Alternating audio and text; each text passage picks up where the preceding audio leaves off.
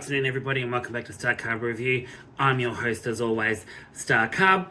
And before I get into today's feature, I would just like to say a big, huge thank you to returning viewers. Thank you so much. I really, really appreciate it. I know you guys stick with me all the time, but I really, really appreciate it. And to all the newcomers as well, I really, really appreciate it. This just makes me feel so happy to know that I'm getting a lot of attention on my videos, and it makes me happy that I'm getting heard in some of my videos.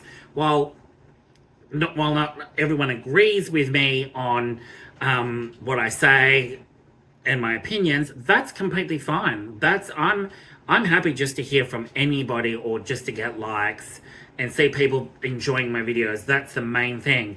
Now, let's get into it. So, this is going to be a quick and easy one. It's a game review.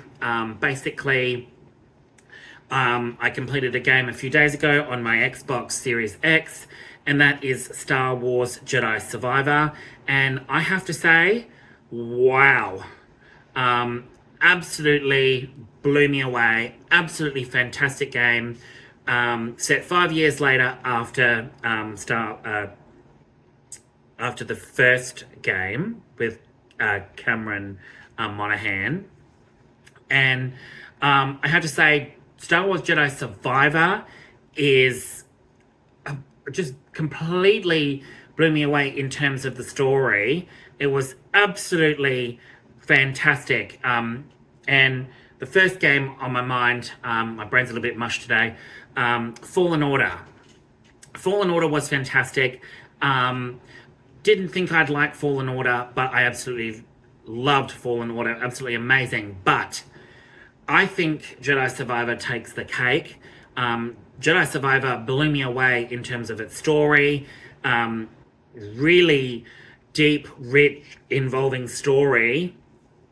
Much bigger than the first one. And I have to say, everyone in it was just absolutely fantastic. Absolutely fantastic. Cameron Monaghan, Deborah Wilson, Daniel Roebuck, they reprised their roles respectively as Cal Kestis, Sia Junda, and Grease Drutus, or Dritus. And the newcomers, you guessed it, Cody Fern, DC Douglas, and Scott Lawrence. Cody Fern as Dagon Gera, DC Douglas as Ravis, and Darth Vader, respectively. And Scott Lawrence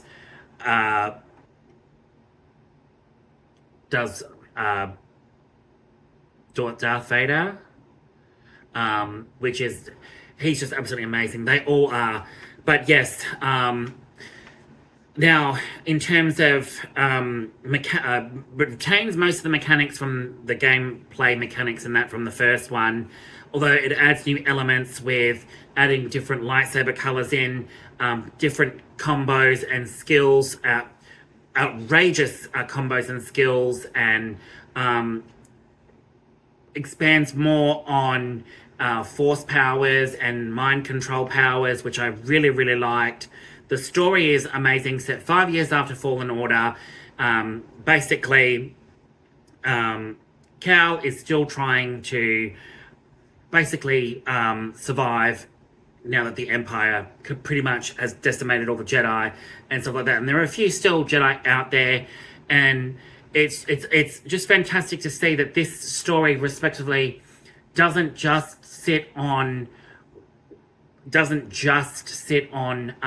Darth Vader completely. Darth Vader makes appearances here and there in it, but these games sort of focus more on more of the overarching story, but focuses entirely on different characters within this complete and utter Clone Wars. I'm not really big on Star Wars. I mean, I loved the original Star Wars films. Didn't really care much for the prequels, in my opinion. But it's kind of a bit redundant. It's kind of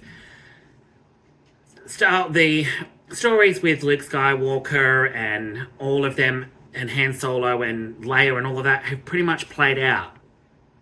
even the new movies. They've pretty much played out. Didn't care for the new movies except for the first one, which was the one that had when you first get introduced to Rey. That was a brilliant film, brilliant way to bring it back. But after that, it just completely lost the rails, and unfortunately, it was just lost on me.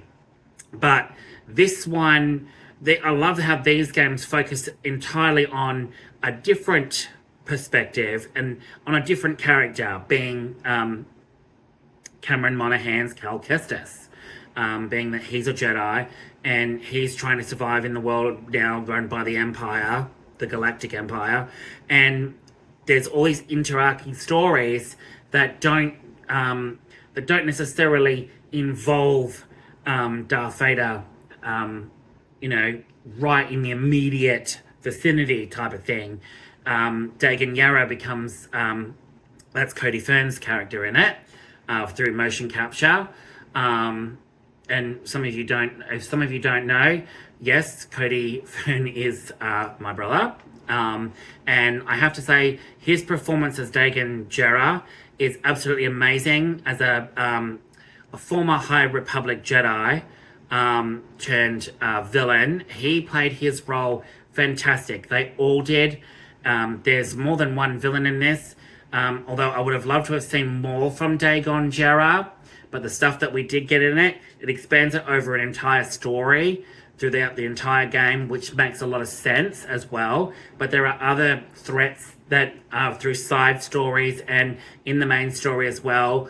There's not just Dagan Yarra, but I won't give it away, although I'm a little bit late on, reviewing this because it came out last year.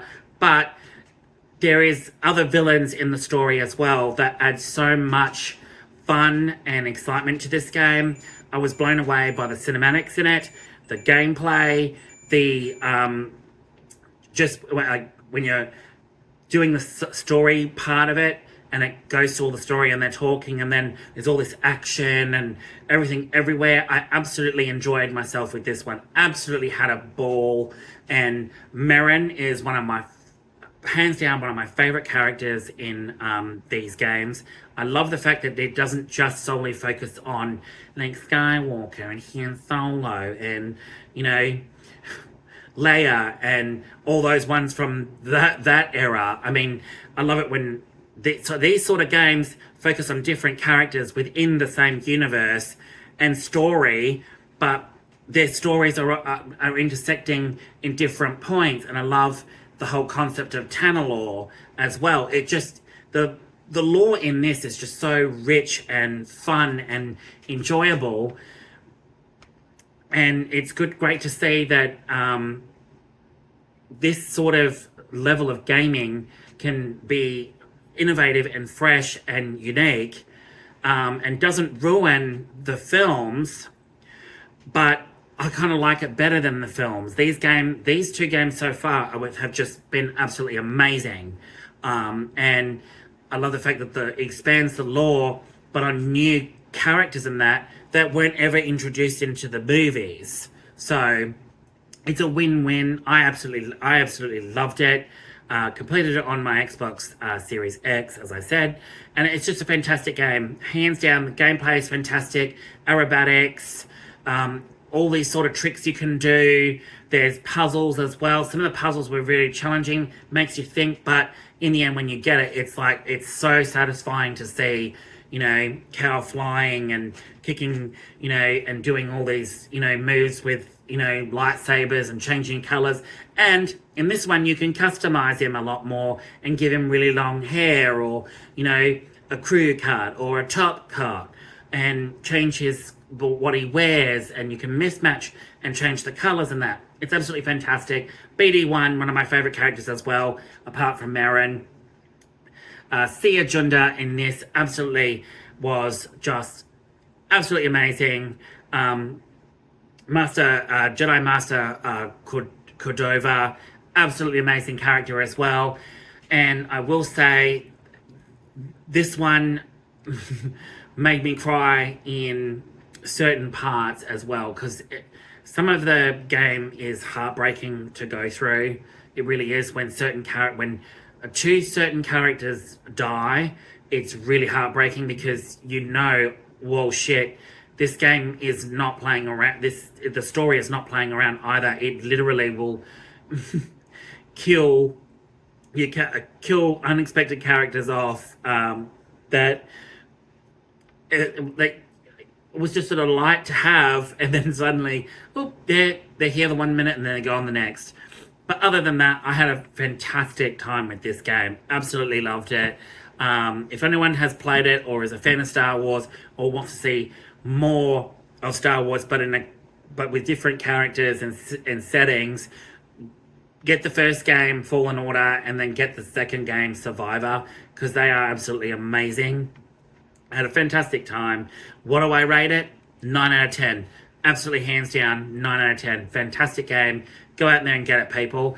And with that, I will leave you for today with this video, but I will be back with more very, very soon. All right, guys, catch you later. Ciao.